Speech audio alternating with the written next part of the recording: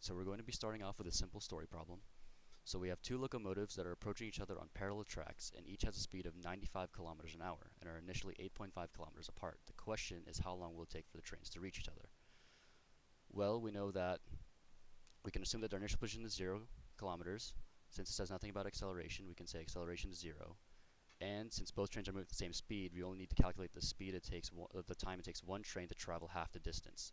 So our final position is half of 8.5 kilometers an hour. So we would use our position UAM equation, our equation sheet.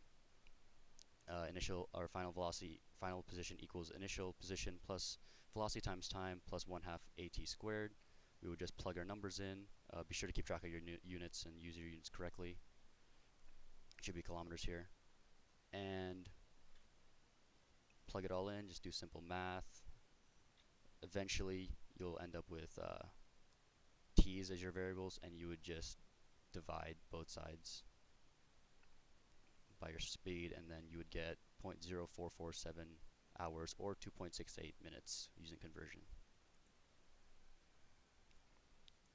So in the next story problem, a car is behind a truck giving 25 meters per second on the highway. The car's driver needs an opportunity to pass, guessing that he can accelerate at a meter per second. He gauges he has to cover the 20-meter length of the truck plus 10 meters to clear room at the rear of the truck, and another 10 meters more at the front of it. In the oncoming lane, he sees a car approaching, probably also going 25 meters per second, and he estimates the other car is about 400 meters away. So for this, you're going to use the second equation, just like the last problem. And so the car's initial speed, or initial velocity, is 25 meters per second, and the acceleration will be 1 meter per second. And if you add all the distances together that he'll have to travel, he'll have to go 30 meters. And you need to solve for the time that it'll take him to go that far. So you plug in your variables into the equation, and then you'll just have to solve algebraically for time.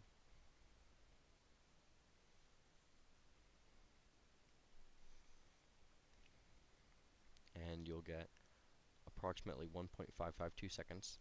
And then you just want to solve for the time it'll take the other car to travel the distance. So he's going 25 meters per second, and he's not accelerating at all.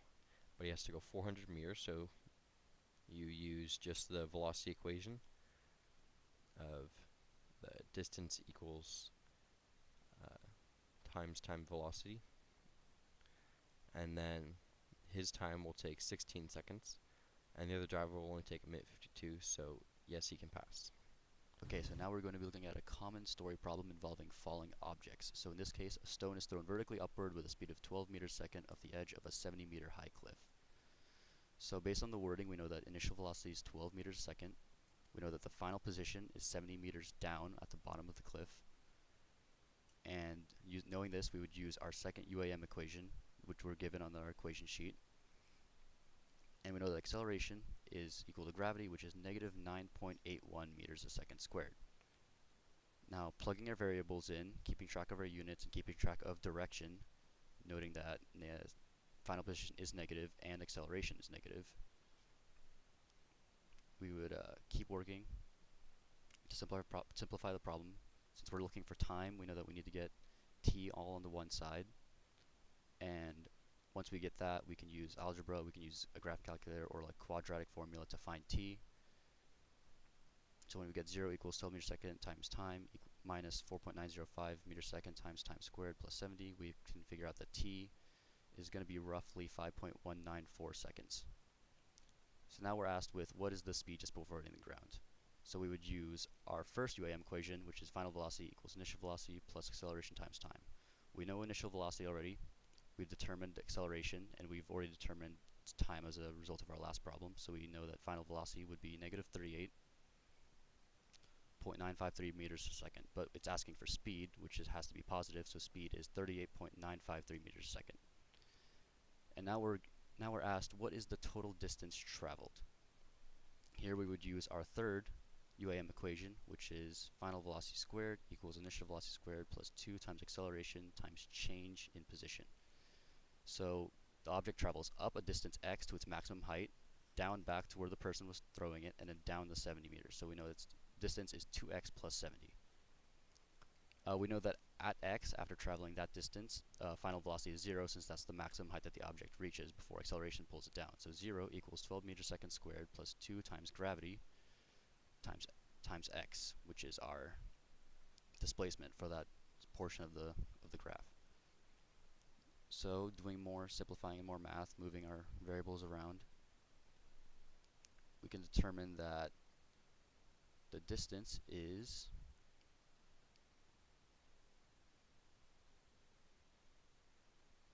7.339 meters, and we plug that into our equation that we derived for total distance, and we can see that total distance is 84.678 meters. And we're doing a basic graphing problem that just asked us to find the average velocity on a couple different sections of the graph.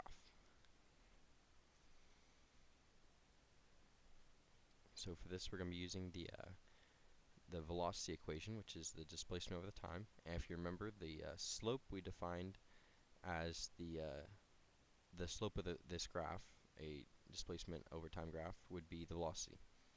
So the first section is between time 0 and time 5. So you just have to pick 2 points on the graph. I picked 5 meters and 0 meters. And you just plug them into your equation. And then it simplifies down to 5 meters over 15 seconds, which would be 1/3 meters per second. That's for the C interval, the first section of the question. And then next it asks between 25 seconds and 30 seconds. So that little section there is the slope I'll be using. And so it is 15 meters minus 10 meters divided by 30 seconds minus 20 seconds. And that's 5 meters over 10 seconds, which is a half meter per second.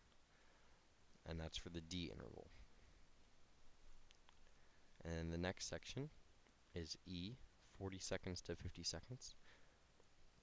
So that's those 2 points there. And that's 10 meters minus 15 meters over 50 seconds minus 40 seconds, which simplifies to negative 5 over 10, which is negative 1/2 meters per second during the E interval.